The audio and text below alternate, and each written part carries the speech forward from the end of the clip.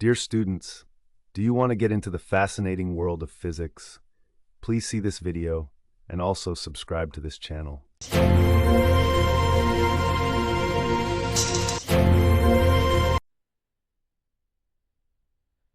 Dear students, now we will see about dispersion of white light through a prism.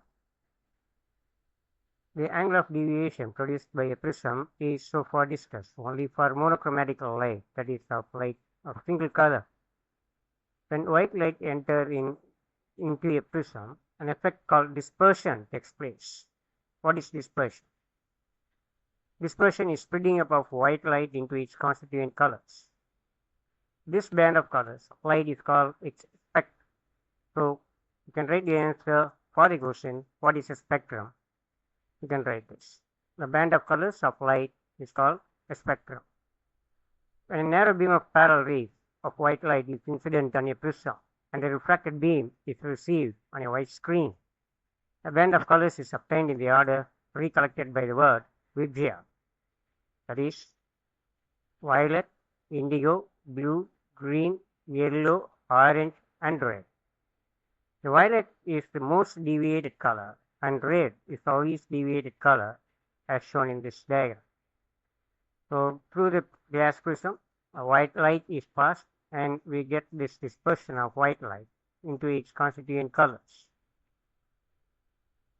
Here it is red, next orange, yellow, green, blue, indigo, violet. As violet is the most deviated, you will get it here at the bottom of the spectrum.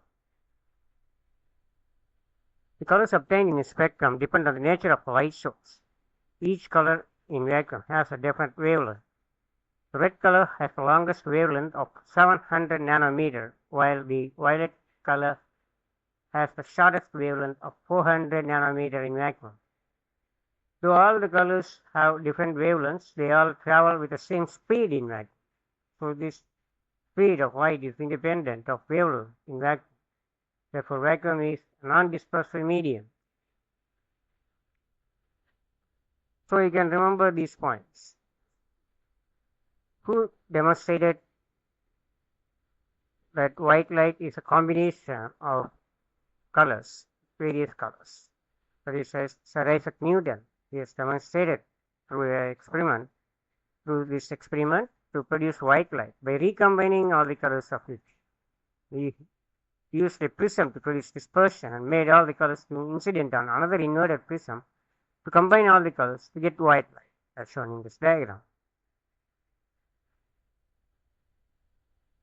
You can see here there are two prisms. Through the first prism, white light is passed, so you will get this dispersion, and this dispersed colors, they will pass through another inverted prism, and therefore we get again white light.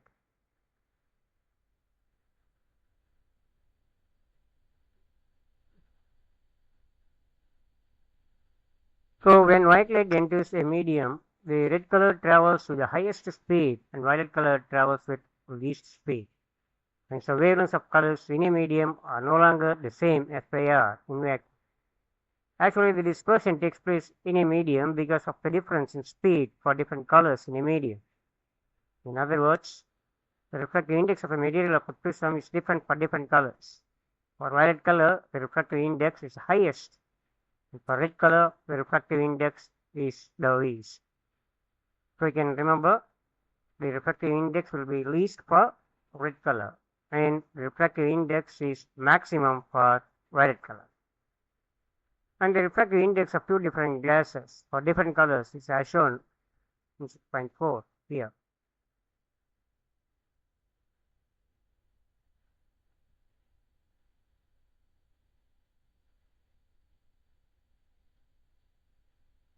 So for various colors of light, violet, blue, yellow, red, we get these wavelengths, and for crown glass, the refractive indices will be like this, and for flint glass, it will be like this. And let us see what is dispersive power and how to define that.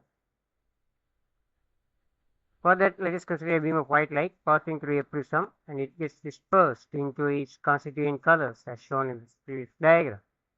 And if the angle of a prism is small, of the order of 10 degrees, the prism is said to be a small angle prism. So this is the angle of deviation for various colors. For violet it is delta V, and for red it is delta R. And when rays of light pass through such prisms, the angle of minimum deviation also becomes small. If A is the angle of a small angle prism and delta B is angle of minimum deviation, then the equation 6.89 can be written as like this: is n is equal to sin A plus delta instead of capital D by 2 divided by sin A by 2. So this is equation 6.93. And for small angles of A and delta, we can write this expression for sin A plus delta by 2 as A plus delta by 2 only, and sin of A by 2 as A by 2 only. Therefore, the equation for the refractive index n is given by A plus delta by 2 by A by 2. And simplifying, we get delta by A equal to n minus 1. So the angle of deviation delta can be written as n minus 1 into A, where A is the angle of the prism and n is the refractive index. So you can substitute the values of n and A, if you know that. The values of A as 10 degrees, and for n 1.5. So 1.5 minus 1, you get 0.5. And if the angle of the prism has 10 degrees only, so 10 into 0.5, you get the angle of deviation as 5 degrees only. So when white light enters the prism, the deviation is different for different colors. Thus, the refractive index is also different for different colors.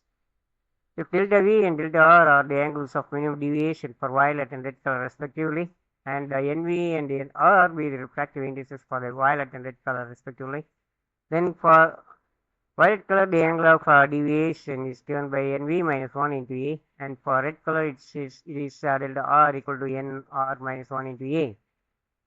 As the angle of minimum deviation for violet color delta V is greater than the angle of minimum deviation for red color delta R, the refractive index for violet color NV is greater than the refractive index for red color NR. Subtracting delta R from delta V, we get this equation 6.94 as delta V minus delta R equal to NV minus NR into A. And what is angular dispersion? That is, this is the definition for angular dispersion. The angle separation between the two extreme colors, that is violet and red, in the spectrum, this delta V minus delta R is called the angular dispersion. And if we take delta as the angle of minimum deviation for any mean colors such as green or yellow, and n in the corresponding refractive index, then delta is equal to n minus 1 into A. That's what we have already seen here. And the dispersive power, how to define that? The dispersive power omega is defined as the ratio of the angular dispersion for the extreme colors to the deviation for any middle color. So the dispersive power is the ability of the material of the prism to produce dispersion. So omega can be written as angular dispersion by middle deviation, that is delta V minus delta R by delta. Substituting for delta V minus delta R, we can, and also for delta, we can write the angular dispersion, that is the dispersive power, as omega equal to NV minus NR by n minus 1. The dispersive power is a dimensionless quantity and it has no unit. The dispersive power is always positive. The dispersive power of the prism depends only on the nature of the material of the prism, and it is independent of the angle of the prism A. Next, we are going to study about scattering of light, that is the sunlight. When sunlight enters the atmosphere of the Earth, the particles present in the atmosphere change the direction of light. And this process is known as scattering of light. So you can write this answer for the question, what is scattering of light? And how this takes place. If scattering of light is by atoms and molecules which have size very much less than that of wavelength lambda of the light, this is the case. That is A very much less than lambda. Then the scattering is called Rayleigh scattering. So you can write this answer for the question, what is Rayleigh scattering? And the intensity of light scattered in Rayleigh scattering is inversely proportional to fourth power of its wavelength here. So intensity I is directly proportional to 1 by lambda power 4. This means the intensity is inversely proportional to the fourth power of the wavelength. So for the colors having these wavelengths, the intensity will be more, and for the greater wavelengths, the intensity will be. So for the shortest wavelength, the intensity, that is the scattering, will be more. Therefore, during daytime, violet color, which has the shortest wavelength, and it gets more scattered than the other colors. The next scattered color is blue, as our eyes are more sensitive to blue color than violet color. The sky appears blue during daytime. So you can write this answer for the question why the sky appear blue.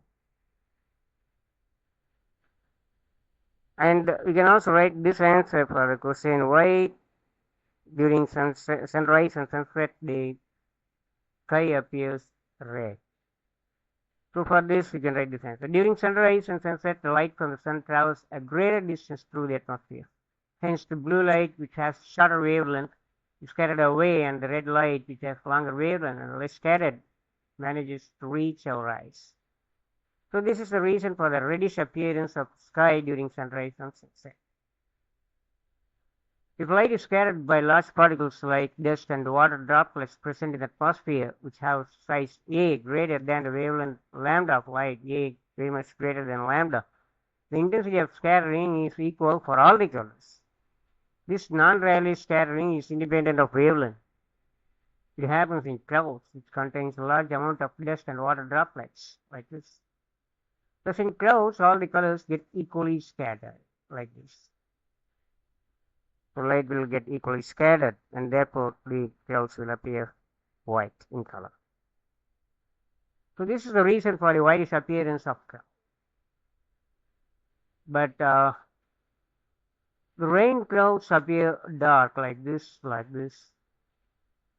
because of the condensation of water droplets on dust particles that makes the cloud opaque. This is the reason. If the Earth has no atmosphere, there would not have been any scattering, and the sky would appear dark. That's why sky appears dark for the astronauts who could see the sky from above the atmosphere.